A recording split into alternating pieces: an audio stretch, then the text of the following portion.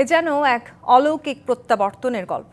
জীবন মৃত্যুর সন্ধিক্ষণ থেকে ফিরে এলেন ক্রিকেটার তামিম ইকবাল। প্রায় ২২ মিনিট সিপিআর এবং ৩ বার বৈদ্যুতিক শক দেওয়ার পর হার্ট সচল হয় তামিমের। দ্রুততম সময়ের মধ্যে হার্টে পরানো হয় রিং। অথচ এই তামিম ইকবালই রোজার মাসে ডিপিএল আয়োজনের আগে ক্রিকেটারদের স্বাস্থ্য নিয়ে শঙ্কা প্রকাশ করেন।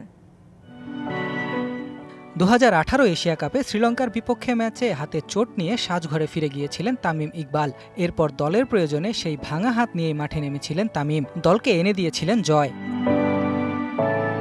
ভাঙা হাত নিয়ে তামিমের সেই ব্যাটিং হয়ে রয়েছে দেশের ক্রিকেটে প্রত্যাবর্তনের এক উপাখ্যান। কিন্তু কে জানতো সেই তামিম এরপরে আরেকটি প্রত্যাবর্তনের গল্প লিখবেন, যাকে অলৌকিক বললেও কম বলা হবে। বুকের ব্যথায় হাসপাতালে ভর্তি হওয়ার পর এক পর্যায়ে তামিমের পালস পাচ্ছিলেন না কর্তব্যরত চিকিৎসকরা। দেয়া হয়েছে ২২ মিনিট সিপিআর এবং ৩ বার ইলেকট্রিক শক। এরপর অল্প সময়ের মধ্যে তামিমের হার্টে রিং পরানো হলে দ্বিতীয় জীবন ফিরে পান জাতীয় দলের এই সাবেক অধিনায়ক।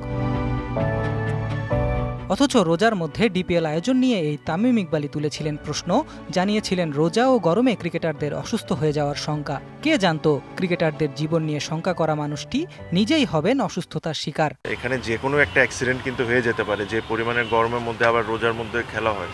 শাইনপুকুর মোহামেডানের ম্যাচে ম্যাচ রেফারির দায়িত্বে ছিলেন দেবব্রত পাল।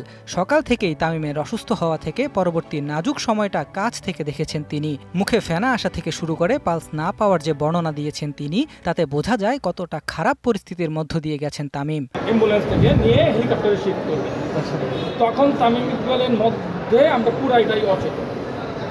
হ্যাঁ, পুরোপুরি অচেতন। মুখ দিয়ে আপনার ফেনা পড়তেছে। ডাক্তার বলতেছে, ডাক্তার যে ছিল বিকেএসপি বলতেছে পালস পাওয়া যাচ্ছে না, খুবই খারাপ অবস্থা।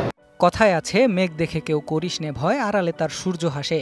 শঙ্কার মেঘ সরিয়ে সূর্যের দ্যুতির মতো আলো ছড়াবেন তামিম, ফিরে আসবেন, আবারও মাতাবেন ২২ গজ। এই প্রার্থনা এখন কোটি ভক্তের। Nahid Ahmed, DBC news desk.